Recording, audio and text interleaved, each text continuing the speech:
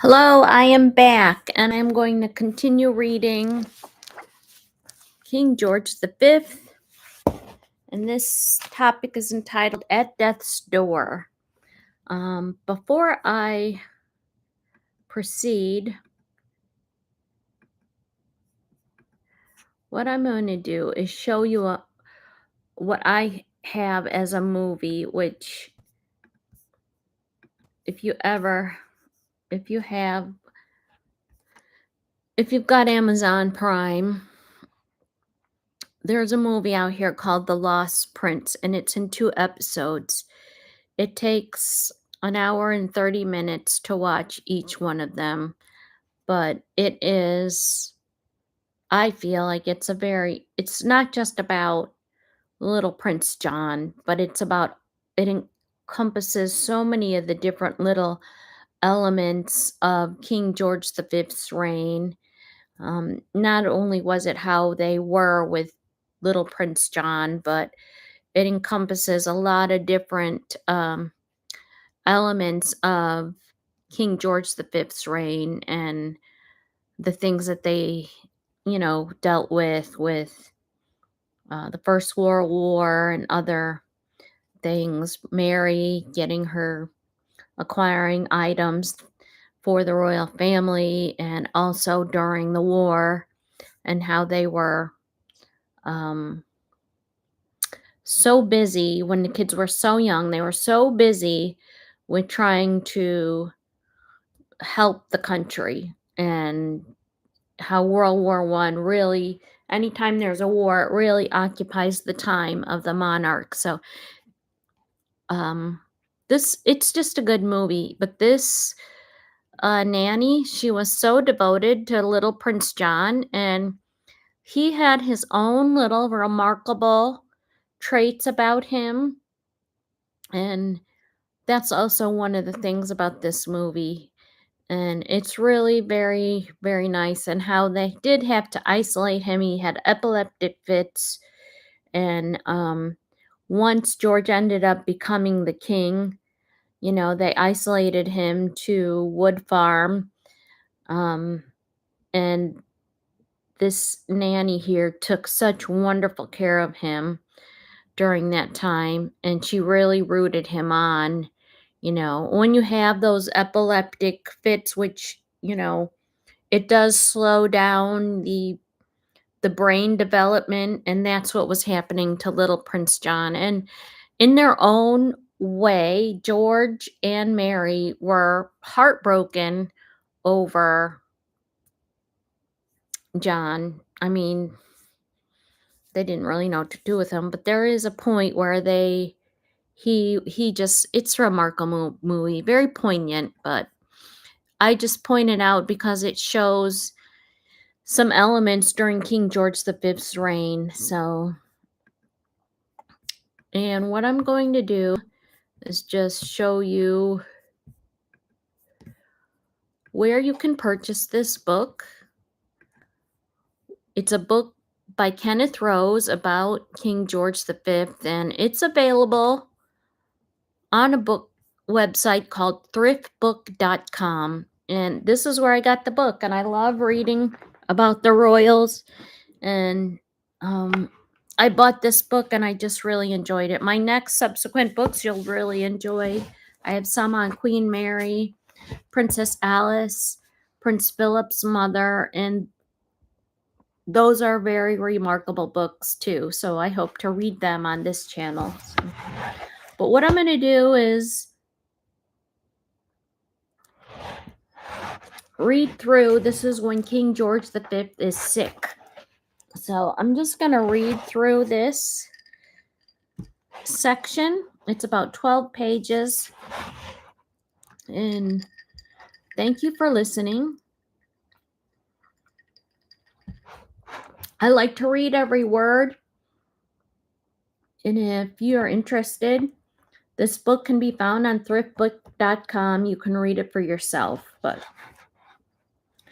on 21 November 1928, after a busy day at Buckingham Palace, the king felt too unwell to write in his diary. Rather than break the habit of a lifetime, he dictated a brief entry to the Queen. I was taken ill this evening, feverish, cold they called it, and retired to bed. Not until 27 April 1929 was he able to resume the diary in his own hand. Well, that's actually 5 months' time. 5 months during which he fought and vanquished the last enemy of all.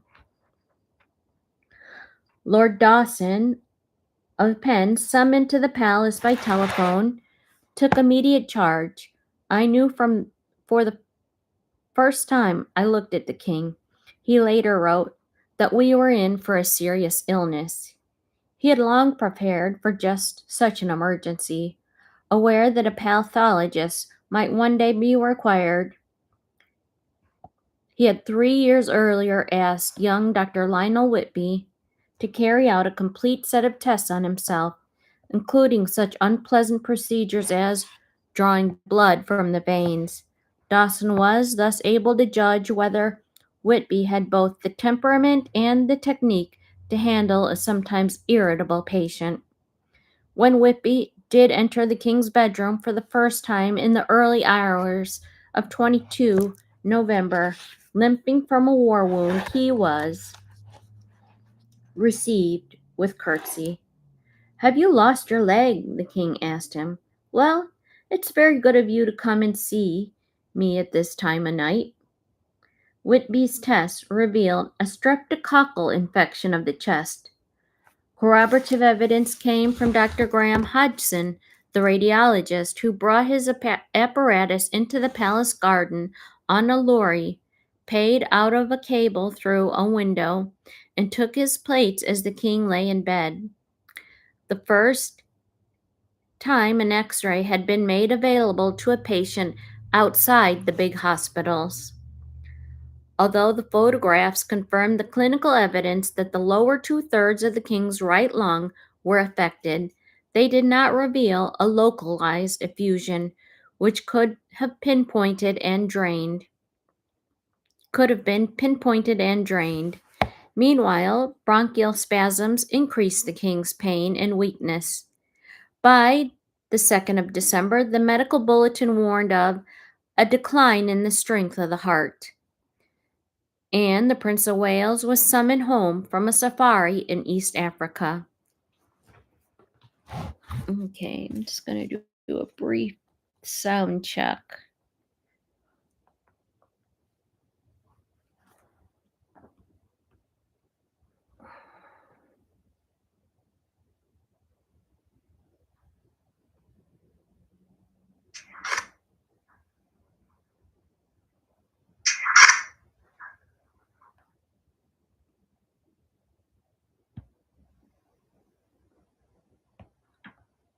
Some on QueenMary. Okay, that sounds pretty good so far. So I think I read a chapter and the sound wasn't so good a couple of episodes ago, and I ended up re-recording it again. So again, the king is sick. So since the king was no longer able to carry out his constitutional duties, a quorum of the Privy Council met next door to his bedroom to authorize the appointment of counselors of state. Balfour was too unwell to attend, his place as Lord President of the Council being taken by the Home Secretary, Johnson Hicks. On the following day, however, he received a letter from Dawson that included both a description of the ceremony and prognosis of the king's illness. The bulletins have all along been very genuine and clear, but the crux is the heart, where the lung trouble is practically over there remains a fight between whatever poison remains and the heart. 6 hours of sleep last night means an increase of latent power. The fact that His Majesty is holding a council and signing his name and a good signature is for me proof that he is better. It has said, though, that the president was not there. Jinks and his representatives were very much there and stood in the doorway between the bedroom and the audience. chamber at the further end of which the other PCs remained.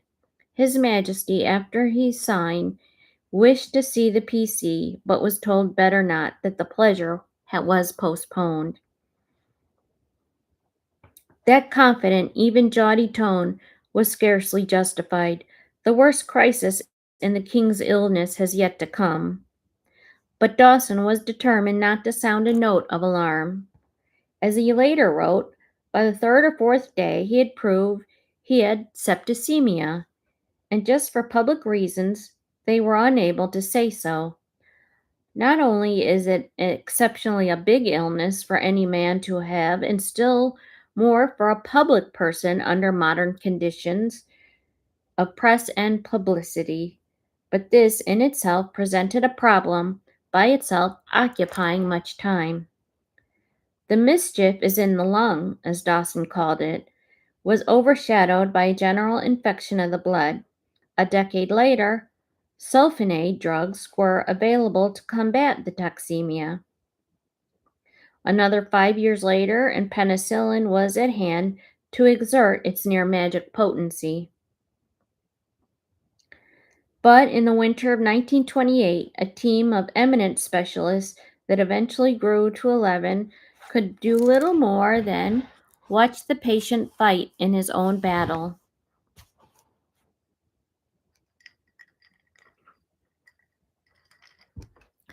The original abscess lay just behind the diaphragm.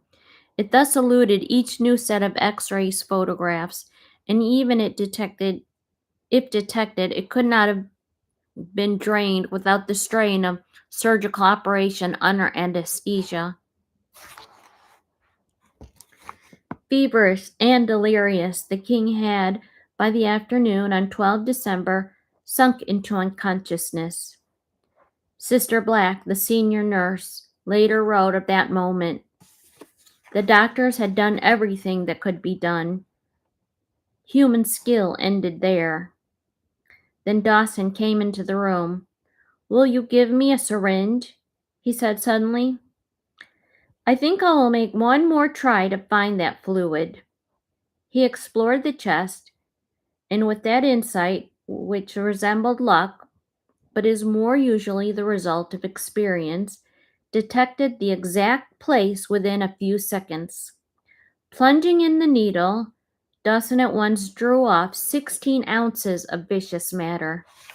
The king, still comatose, was operated on that evening by a surgeon, Hugh Rigby, for the removal of a rib and drainage of the abscess.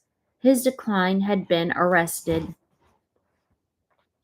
If Dawson's crude but effective remedy today appears to belong to an earlier age of kingcraft, so too do the rumors which swept the capital.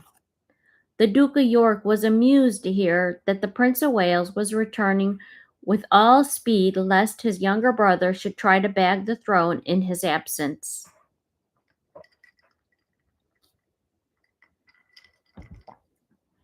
The French ambassador reported to his government that the king was said to have died and the announcement of his demise postponed until his heir's return. Even the phlegmatic Baldwin gave his niece a melodramatic account of the prince's arrival at his father's bedside. The old king, who had for nearly a week been practically unconscious, just opened half an eye, looked up at him, and said, "Damn you, what the devil are you doing here?" And from that moment he turned the corner and began rapidly to get better. It was exactly like the scene in Henry IV when Prince Henry tries on the crown. The truth is less colorful. On hearing of his father's illness while traveling in Tanganyika, the prince had indeed explained to a friend. He said, "Imagine, I could be the King of England tomorrow." But it was without elation that he boarded HMS Enterprise at Dar es Salaam, covered the 4,700 miles to Brinsley in only 8 days, rattled across Europe in Mussolini's own train, and reached Buckingham Palace on the evening of 11 December. The king, although desperately weak, recognized his son. But there was no paternal explosion, merely a mumbled inquiry about the prince's sport in East Africa. Nor did the king turn the corner that night. For the next 24 hours, his strength continued to ebb away until Dawson's syringe brought him respite. With Rigby's successful operation that same evening, the microfibrotic infection receded, but exhaustion remained. Even 2 weeks later, Dawson could not be certain of recovery. Safety, and still more convalescence, he wrote, are some distance away. Throughout her husband's ordeal, the Queen remained a pillar of strength. If only they were all like her, Dawson said, how much easier it would be. She was not only stoical in spirit, but as practical as Florence Nightingale. When Dawson asked for moistened muslin to filter the air of the sick room, the Queen knew just what was wanted and where to find it. She led Dawson along the corridors, back upstairs to a small room at the top of the palace. She made him climb on a chair and hand down a bundle from a cupboard, untied it to reveal some curtains of Queen Victoria's, which years ago she had thriftily brought down from Balmoral and stowed away. Dawson did not always have such an ally at hand. Margot Asquith, with one of her more inspired flights of fancy, used to say in old age, "The king told me he would never have died if it had not been for that fool Dawson of Penn." That venomous shaft, for all its absurdity, was typical of the social and professional jealousy to which Dawson was exposed. The story went the rounds that he had once treated a patient for jaundice for 6 weeks before realizing that the man was Chinese. And the surgeon, Lord Moynihan, after an angry exchange about the medical care of one of the royal children, taunted his adversaries with this jingle: "Lloyd Dawson of Penn has killed lots of men, so that's why we sing, 'God Save the King.'"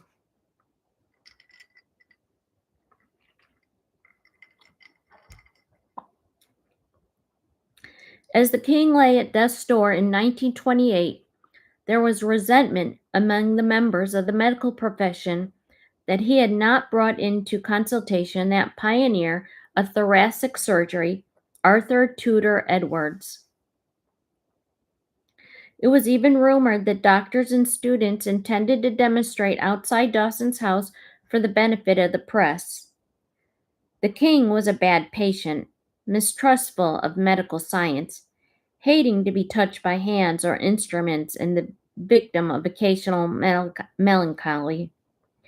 He told MacDonald that he had asked his doctors whether he was to go mad like King George III. But he was courageous, too. A visitor who found him in unusually high spirits, full of jokes and laughter. Afterwards, he discovered he had just been told that further painful treatment was necessary. It was the king's way of demonstrating his fortitude. J.H. Thomas put it succinctly, "It was his bloody guts that pulled him through." Refreshed by a daily egg beaten in brandy, the king slowly gained strength, and he thought of Dawson's turn, and the thoughts of Dawson turned to convalescence.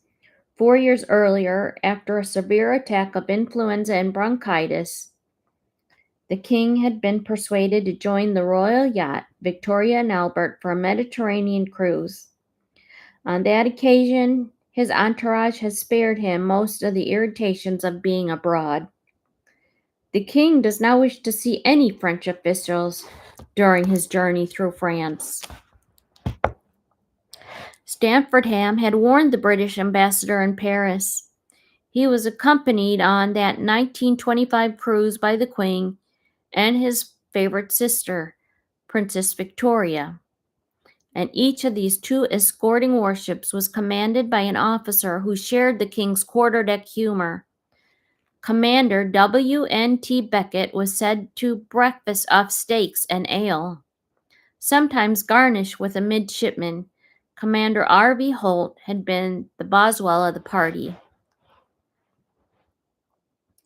The Queen said she had never been anywhere without a program before. They are frightfully excited about it and change their minds as often as they like. The Queen thinks Elba would be nice, and Naples, as she has never been there, but the King said the harbor is always full of dead dogs. So they think of anchoring in the bay somewhere else. He always says Malta is a bloody place, and he won't go there if he can't help it.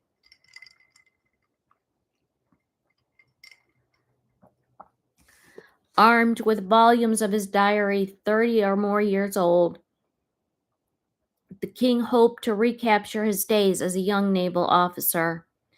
But there was a cold northeast wind. His cough persisted, and the rest of the party went down with colds and temperatures. Stamford-Ham nevertheless suggested another convalescence abroad in 1929.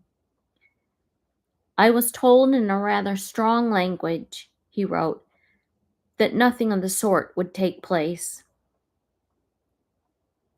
The problem was solved by Sir Arthur Ducross, who had earlier saved the King's embarrassment by paying £64,000 for the return of love letters written by King Edward to Lady Warwick. He now offered Craig Whale, the house near Bognor. For as long as it might be required, it overlooked the channel, thus enabling the invalid to breathe sea air without the inconvenience of putting to sea.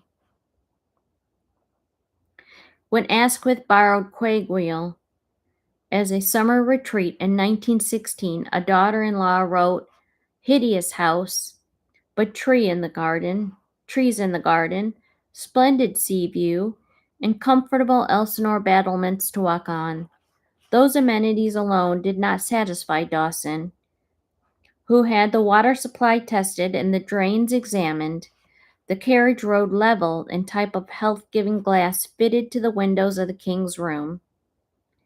On the 9th of February 1929, the new tenant was driven down from London to motor ambulance. He himself pulled up the window blinds so that he would once again enjoy the winter landscape and acknowledge the sympathetic waves of the people.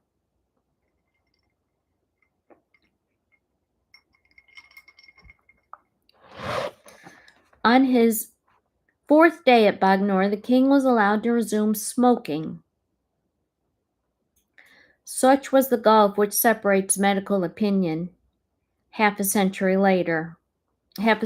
ago, from what is now our own day. In retrospect, smoking may be seen as the scourge of the dynasty. 4 successive sovereigns, all heavy smokers, died of ailments either caused by or aggravated by the habit. The pattern was set by Edward VII, who by the time he sat down to breakfast had already enjoyed 2 cigarettes and a cigar. George V, when scarcely more than a boy, was supplied with cigarettes by his former tutor, Dalton, and the habit became lifelong. He, in turn, put no restraint on his sons.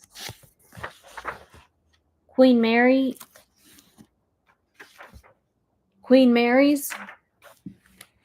present to Prince Albert on his 18th birthday was a cigarette case. In the short term, however, those coveted cigarettes brought comfort and cheer to a weary patient and hastened his immediate recovery. Old friends, they came down to visit the King. Among them was Archbishop Lang, recently translated from York to Canterbury on the retirement of Archbishop Randall Davidson. On Easter Day, the king received from Lang his first communion since falling ill. He also delighted in the company of his granddaughter, Princess Elizabeth, who was not quite 3.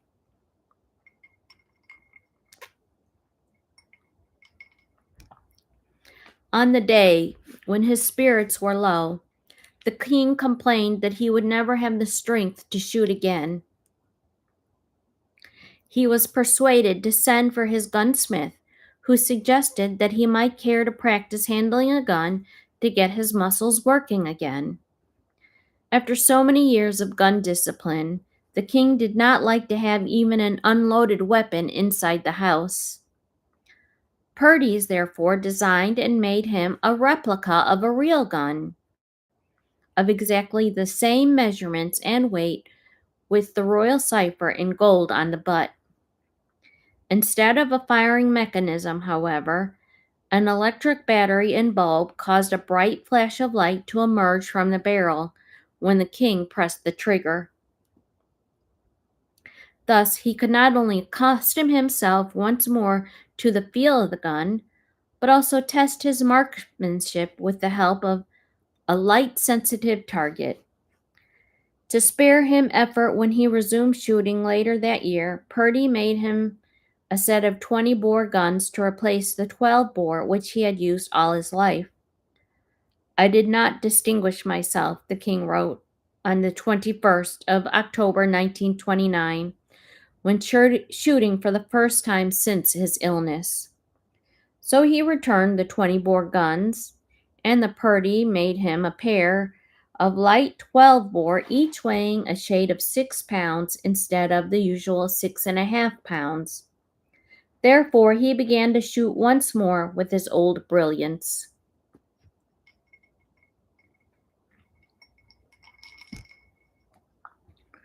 From Wagner, the king was also followed by an ill fortune of his race horses.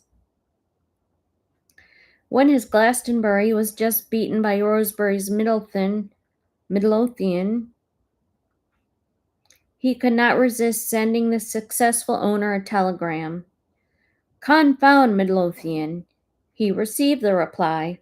"Lord Rosebery sends his humble duty and thanks His Majesty for his gracious congratulations." The king acknowledged that Rosebery had scored a double victory.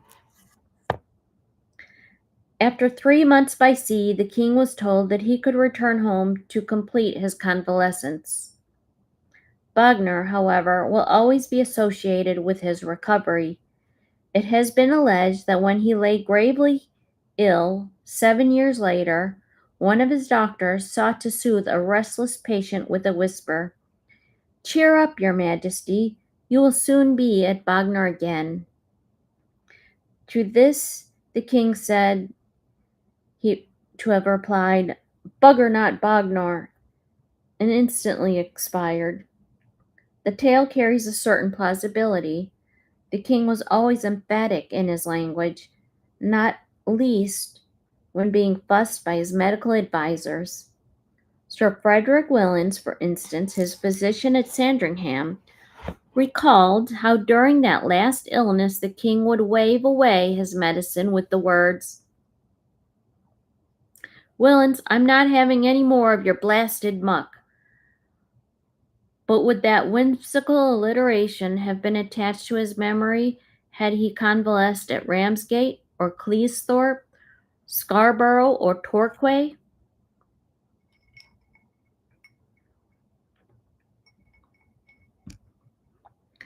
There is, however, a happier variant of the legend which rests on the authority of Sir Owen Morshead, the king's librarian.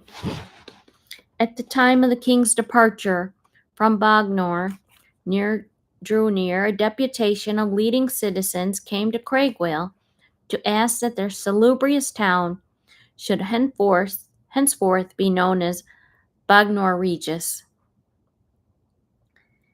They were received by Sandringham, who, having heard their petition, invited them to wait while he consulted the king in another room. The sovereign responded with a celebrated obscenity, which Stanford had deftly translated for the benefit of the delegation. His Majesty, they were told, would be graciously pleased to grant their request. While the king was still at Bognor, the French ambassador in London reported to his government that the rooms had been reserved for the royal invalid at Professor Crotal's sanitarium in Bad Nauheim. Mr. Fleury was again misinformed. When the king left Craigswell at 15 May, it was not for Germany but for Windsor. His progress, however, was disappointing. He had strength only for the shortest of walks and drives.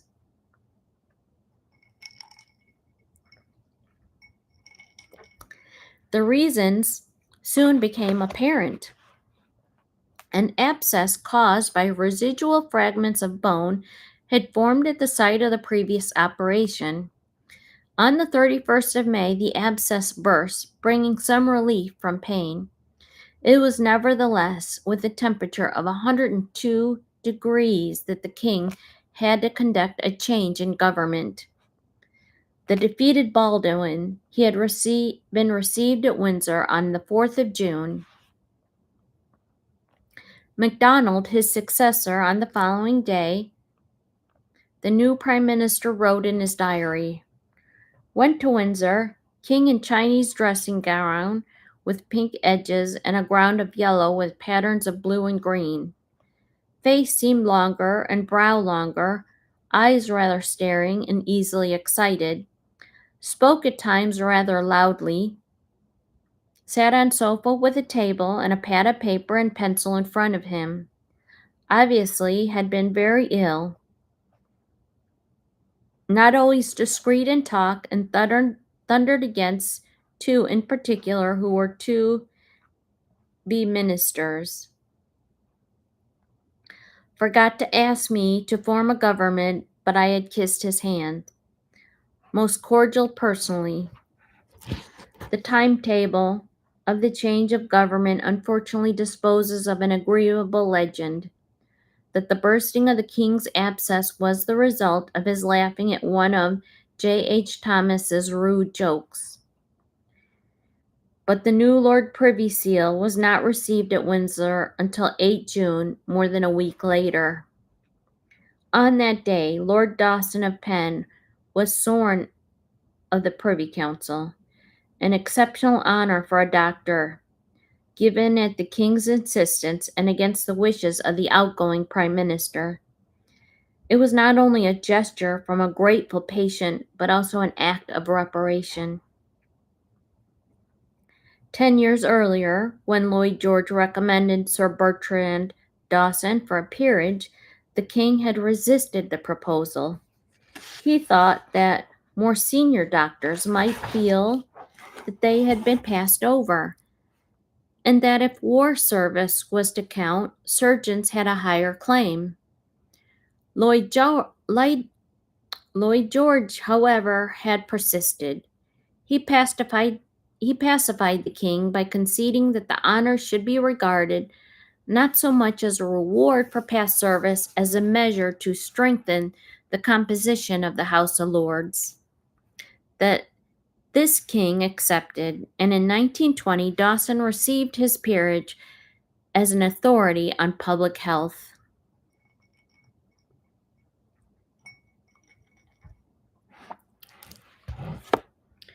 It was unfortunate for Dawson that the bestowal of his privy councillorship should coincide with the continued discharge from the king's wound. In order not to cause public alarm, the king agreed to return to Buckingham Palace on the 1st of July, and from there drive in state to Westminster Abbey 6 days later. He received a memorable welcome, but did not fail to remind his doctors of their shortcomings. "Fancy a Thanksgiving service," he told them, "with an open wound in your back." On 15 July, another operation was performed for direct drainage of the residual abscess. This time it was completely successful. The next morning, the king asked for tea and toast and an egg for breakfast, the beginning of an uninterrupted convalescence. Although the wound did not finally heal until the 25th of September, even then, leaving a skin thin and sore, he was able to travel to Sandringham on the 24th of August. With some justice, he continued to make a butt of his doctors. He was overheard telling the first commissioner of works, with appropriate gestures, "They call it a minor operation, Mr. Lansbury, and they open me from here to here." But he had not lost his sense of humor. When congratulated on regaining his health, he replied, "Yes, I'm pretty well again," hastily adding, "but not well enough to walk with the Queen around the British Industries Fair." The organizers of the fair no doubt received the news with relief. A year or two earlier, looking at some new plastics made by Delarue, he explained to the Queen, "It's all made of milk, aren't they?" He barked at the chairman of the company. "Yes, sir," the chairman replied untruthfully.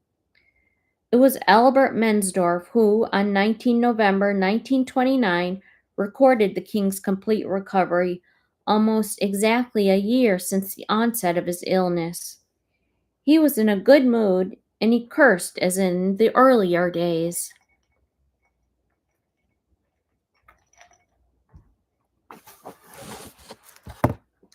"Of course I know you won't believe me," the king told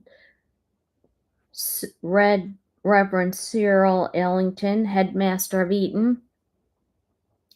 "But throughout my illness I felt buoyed up by the prayers of my people." Ellington, who had been in the Holy Orders for nearly 30 years, hastened to assure the head of the Church of England that he, too, accepted Christian doctrine. But the king remained skeptical of his audience. "I know you won't believe me," he insisted. In his grandmother's reign, a fellow of the Royal Society had purported to subject the efficacy of prayer to scientific inquiry. Francis Galton wrote a paper for the Fortnightly Night Review in which he calculated the mean age attained by male members of various social classes over a period of 85 years. He demonstrated that in spite of a sustained supplication for the long life of the royal family, English sovereigns were the shortest lived of any category. Their average age at death was 64.04, compared with 67.31 for the aristocracy and 70.22 for the gentry, and even those engaged in the fine arts, a supposedly prolific lot, lived to be 65.96. King George V confounded Galton's ponderous irreverence. Surviving the perils of December 1928, he lived until 1936. In that year, the average age of death was 55, and the life expectancy of his contemporaries, scarcely more than 40 or 47, survived their first year. The king died at almost 70.6. He had every reason to put his trust in the efficacy of prayer.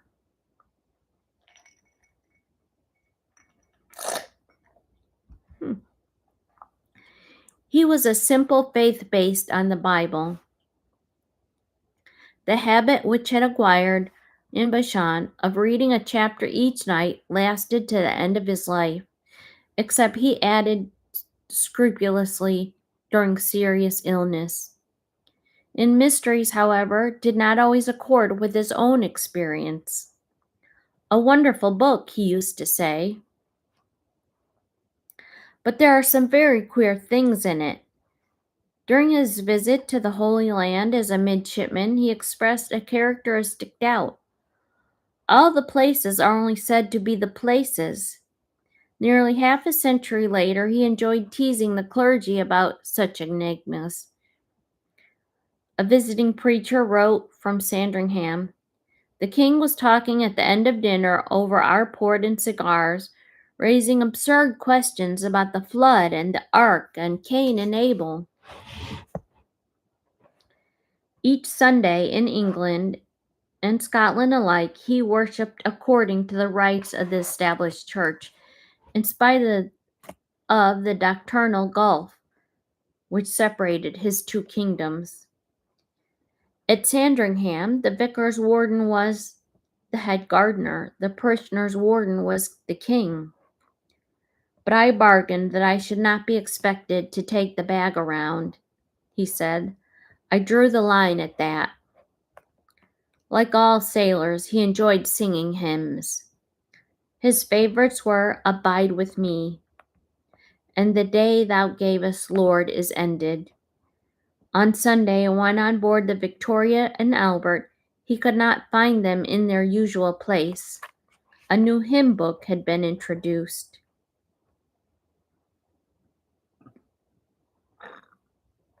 A broadside awaited the captain at the end of the service. I'll have all the bloody books burned, the king told him. I'm not defender of faith for nothing.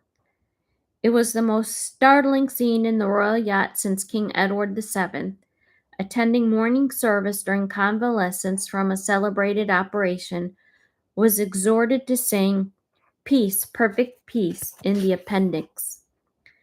Visiting clergy were entertained sumptuously. Though without their wives, here is a passage from Dean Ing's diary. To Windsor to preach before the king and queen, I was met by a royal carriage, drawn by 2 white horses, and by an enormous omnibus to carry my handbag. 2 magnificent gentlemen escorted me to my apartments. The sitting room contained portraits of Gladstone, Disraeli, Melbourne, and other statesmen. In the evening, a page, a splendid elderly personage, came to fetch me to the red drawing room. But sermons, they were required to be modest in length and simple in content.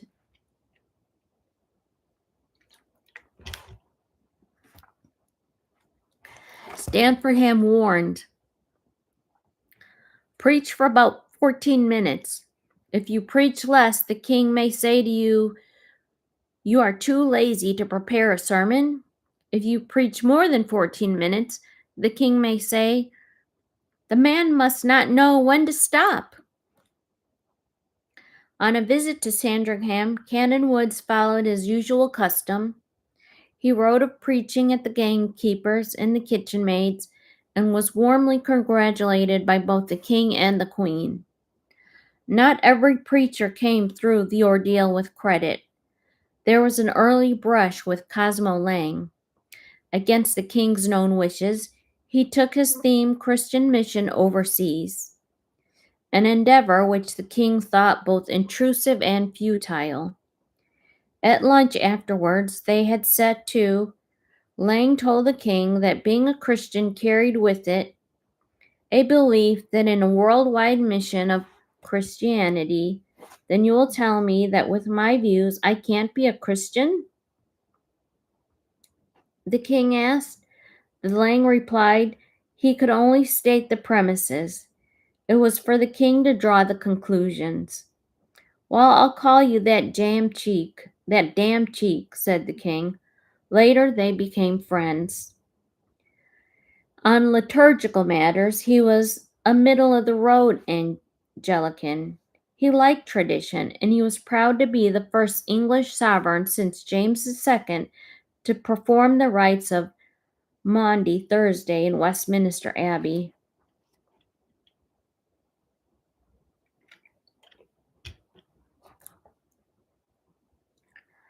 But at his Silver Jubilee service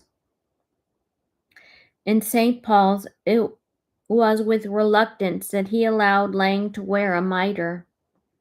After dining at Sandringham, a preacher wrote, the king talked about the iniquities of communists. the plight of farmers and the shortcomings of Anglo-Catholics. He said to me point blank, "Are you an Anglo-Catholic?" I reassured him about that and told him I was more like a Quaker. Both the king and queen, however, they favored the revised prayer book, which failed to gain parliamentary approval in 1927 and again in 1928, and regretted that the Commons had been stamped by a cry of no popery. Although a tenacious Anglican, the king showed a seemly and indeed courageous regard for the feelings of his Roman Catholic subjects. He found on ascending the throne that in the 1689 Bill of Rights required a new sovereign when addressing the Parliament to declare that the invocation of adoration of the Virgin Mary or any other saint and the sacrifice of the Mass, and they are now used in the Church of Rome, are superstitious and idolatrous. Unlike this offensive formula, they were modified, the king told Asquith. He would refuse to open Parliament. Asquith readily complied, introducing a bill that would require the sovereign merely to declare, "I am a faithful Protestant, and that I will, according to the true intent of the enactments which secure the Protestant succession of the crown, I will, according to the true intent of the enactments which secure the Protestant succession to the throne of my realm, uphold and maintain the said enactments to the best of my power according to law."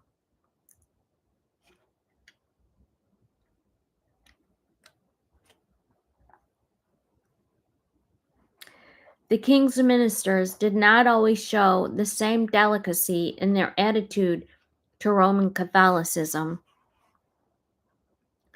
At a palace banquet given for delegates to the Imperial Conference of 1926, William Cosgrove, from the Irish Free State, wore a papal order. It was spotted by the Home Secretary, Johnson Hicks, an assiduous upholder of the Protestant faith, who complained to Lord Granard at his desecration of the palace and introduction of a custom unknown since the Reformation. But as Stanfordham gleefully noted, Johnson Hicks had chosen to lay his grievance before the wrong court official. Granard, too, was a Roman Catholic. Even the king, however, was to put out on hearing the toast given at a Roman Catholic banquet in Liverpool. His Holiness the Pope and His Majesty the King. MacDonald stoked the fires by writing to Wigram, "The Liverpool toast was treason, and I do not care who knows that this is my opinion. It embodied two faults of a first-class order. First of all, the priority of the Pope to the King, and secondly, the coupling of them together." A few days later, the Prime Minister sent off a second letter to say where he wrote treason, he should have said sedition. Like Warden Spooner, who at the end of a sermon now announced, "Wherever I said Aristotle, I meant St. Paul." The controversies was eventually settled by the Pope's agreement that he would not be mentioned in toast after a banquet, but only in prayer or grace at the beginning. In approving ecclesiastical appointments made by the Prime Minister of the day, the king showed an unexpected tolerance. "I like Hensley Henson," he said of the newly nominated, stimulating but supposedly heretical bishop. "He's a very nice fellow." And he personally recommended the future Archbishop William Temple for a vacant canonry of Westminster Abbey. In spite of a certain restlessness and love of change, but sometimes he took a rigidly hierarchical view of the Church of England, as it were simply the Royal Navy at prayer. He refused to allow E. H. Fellows, a minor canon of St. George's, Windsor, to be promoted to the chapter, even though he was a leading scholar of 16th and 17th century music. It would, the king thought, be too great an elevation from the lower deck. No couple more epitomized the virtues of a Christian marriage than King George and Queen Mary. Mind you give me a good big V, he told the sculptor responsible for designing the coinage of the new reign.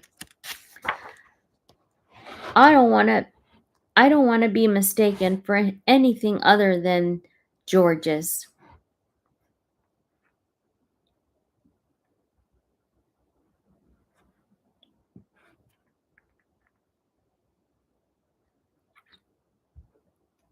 Both he and his consort could nevertheless show compassion to those who had stumbled.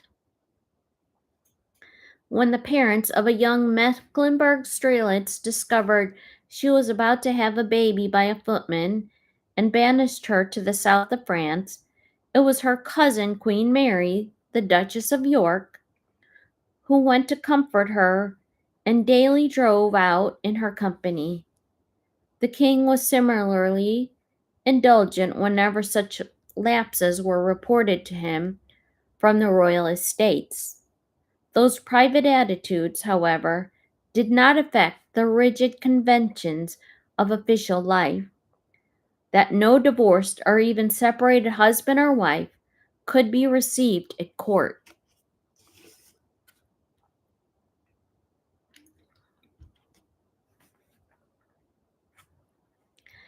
The ninth Duke of Marlborough was almost alone in obtaining a limited dispensation from the rule. Although, as Knight of the Garter, he was summoned to the annual chapter of the Order at Windsor, his name had for some years been deliberately omitted from the list of those invited to lunch with the king after the ceremony. For since 1907 he'd been living apart from his American wife, Consuelo Vanderbilt. In 1911, Winston Churchill wrote to the king on behalf of his cousin, asking whether a chapter of the Garter need be recognized as a regular court occasion, and pleaded with the sovereign not to inflict a further snub of the Duke. The king instantly conceded that the Duke should lunch at the castle after the next chapter. But Knowles added that it was not to be taken as an abrogating of the general rule which excluded separated wives and husbands from the court. The barrier against a divorced person was even more vigorously defended. A Scottish nobleman who argued that his divorce had been purged by the subsequent remarriage in a church received no satisfaction. That may well get you into the kingdom of heaven, he said, but it will not admit you to the palace of Holyrood House. Divorce was also a bar to entertainment by His Majesty's representatives abroad. So too was flagrant immorality. When a former cabinet minister embroiled in a homosexual scandal was about to visit Australia, the Governor General and all state governors were warned by Buckingham Palace not to offer him hospitality. The king regretted the need for such precautions. "I've always thought," he said, "people like that shot themselves." In maintaining the sacredness of the marriage bond, the king allowed few lapses to go by default. He tried to deny a peer of an ancient lineage of his traditional claim to carry the cap of maintenance at the opening of Parliament because of his amorous escapades. As His Majesty sits on the throne by hereditary right, a member of the royal household observed, he must be careful not to challenge the rights of others. The king also regretted the recall of a much respected foreign envoy from London. He was even kicked out by dirty intrigue. They sent me a man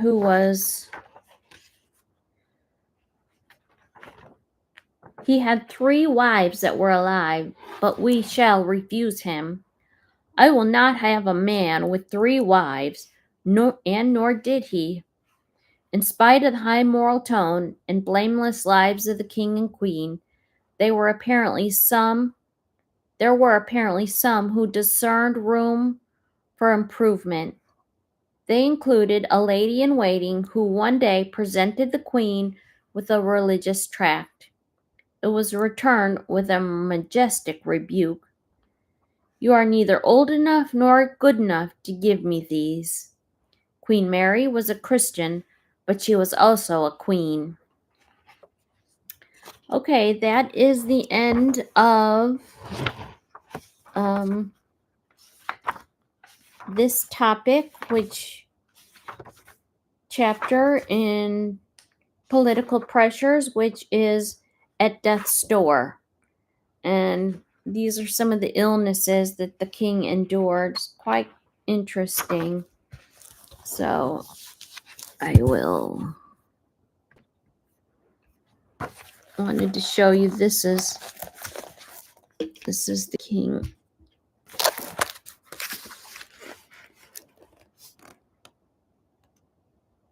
So that right there is a picture here. And it's entitled Convalescing at Bognor, or called Bognor Rees. In the spring of 1929, the king was fortunate to have survived a severe infection of the blood before the advent of either sulfamide drugs or antibiotics. No fewer than 11 doctors and surgeons hovered at his bedside. But J.H. Thomas, the labor minister, said of his friend and sovereign, it was his bloody guts that pulled him through. So that was very interesting. So he did have a strong constitution, all things considered. So I'm going to take a break and I'm going to come back and I am going to read the last section of Political Pressures, which is the last section of chapter 9. And this one is on MacDonald Carries On. And it is about 20 pages. So I want to finish reading that off today. And then we will move into chapter 10, which is the last years. So this is the last section, and we're just about done. This is called The Last Years. Chapter 10, The Last Years of King George V. And thanks to anybody who's listening. I would like to show you where you can go get this book. And this is at a website called thriftbook.com. And it is written by Kenneth Rose. And it's just a used older book. And you can buy it for $10.29 or $8.99. And I bought this. It didn't come with a book jacket, but it's a really, really good book. I've really enjoyed it. As you can see, I haven't flagged at certain points. So some very interesting information about King George V. So I appreciate any listening. I'm going to rest my voice and finish off the last chapter of Political Pressures. And I hope you all have a nice day. Thank you for listening.